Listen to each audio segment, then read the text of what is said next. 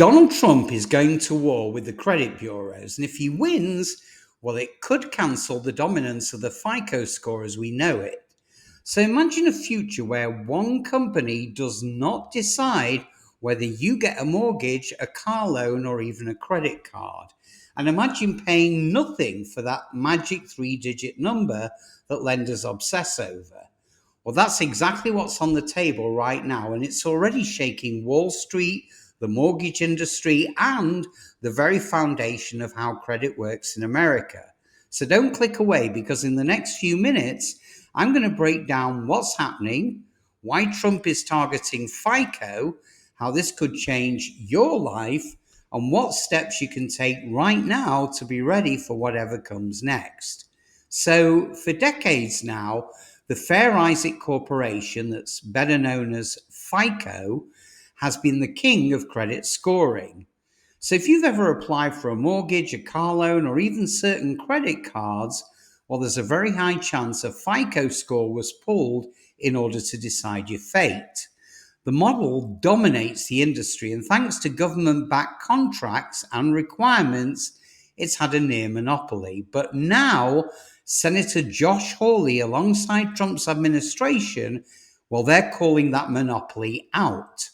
Hawley has publicly demanded the Justice Department investigate FICO for what he calls anti-competitive practices and repeated price hikes. His argument is that FICO's special status, granted by the federal government, has allowed it to dictate prices to banks, lenders, and ultimately consumers with little oversight. So in practical terms, it means every time a lender pulls your credit, they're paying FICO for that score. And those costs often come right back to you through fees or interest rates. But worse yet, when the federal government mandates the use of FICO scores for FHA mortgages, SBA loans, and other programs, well, it all but guarantees FICO will remain the gatekeeper of credit approvals. But that gatekeeper might finally be under threat.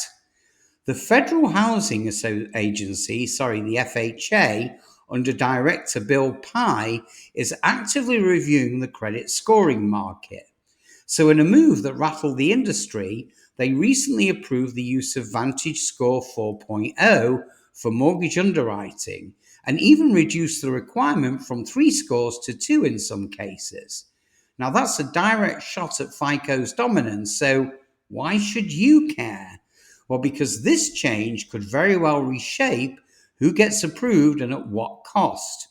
FICO's scoring model is notoriously strict in certain categories, especially when it comes to older negative marks or high credit utilization. Many borrowers who might qualify under a different model have been shut out under FICO. So let's say, for instance, you've worked hard to rebuild your credit after a financial setback, but your FICO mortgage score is still being held down by a 3-year-old late payment. Well, under VantageScore, which weighs certain factors differently, you might very well see a higher score and more favorable loan terms. Now, if you multiply that scenario by millions of borrowers, well, you start to understand the scale of the potential shift. Then there's the cost. So right now, lenders pay FICO every time they pull a score. And while FICO says those fees aren't huge, well, the reality is they start to add up, especially for large lenders running thousands of checks every day. Now, those expenses, well, they trickle down to you. So breaking the monopoly could bring competition, which means, of course, lower costs for lenders and potentially consumers just like you and I. Now, here's where it gets bigger. So imagine you're a small business owner and you're trying to secure a line of credit. If your FICO score keeps you just under the approval threshold, you're stuck. Your business can't grow, you can't hire, and your income plateaus. But under a different scoring model, you might get approved, reinvest in your business, and hire new workers. Now, that's the kind of chain reaction that can ripple through the entire economy. So, my financial warriors, just before we take a deeper dive, it's imperative you hit that like button and subscribe so that you get notified the minute we produce another game changing video that helps your credit situation. I promise it will help and you'll appreciate it. So, buckle up and let's plunge a little bit deeper. So, if you're wondering what to do now, the first step is to know your scores under both system, FICO and VantageScore. Now, you might find your VantageScore is 20, 40, or even 60 points higher than your FICO, which could open opportunities if lenders start relying more on that model. Second, clean up your credit file right now. Now, that means tackling high utilization, disputing errors, and establishing a streak of on-time payments. See, if competition between scoring models actually heats up, well, those with solid credit files, they will be in the best position to benefit immediately.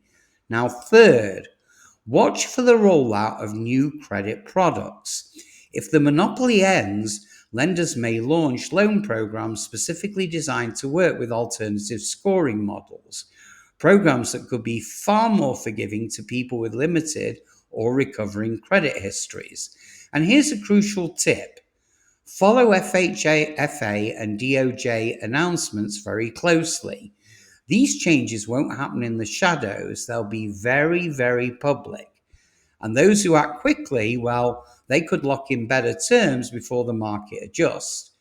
Now, if lenders suddenly shift to VantageScore, being first in line could mean a bigger approval amount or a lower interest rate than waiting 6 months. Remember, the credit scoring industry hasn't faced a disruption like this in decades. If Trump's push succeeds, or FICO's grip could be broken, new competitors could enter the field, and millions more Americans could finally get the approvals that they've been denied for years. But that raises a new question. If FICO loses power, will VantageScore be more consumer friendly, or will we just be swapping one giant for another?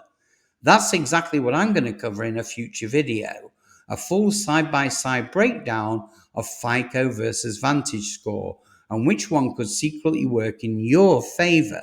So make sure you've subscribed, have your notifications turned on because you won't want to miss it. So if you've ever felt like a single score ruined your approval chances, share your story in the comments below. And if you know someone struggling to get approved, send them this video because change might be coming faster than they think. In the meantime, have a wonderful day, guys, and I'll see you on the next one.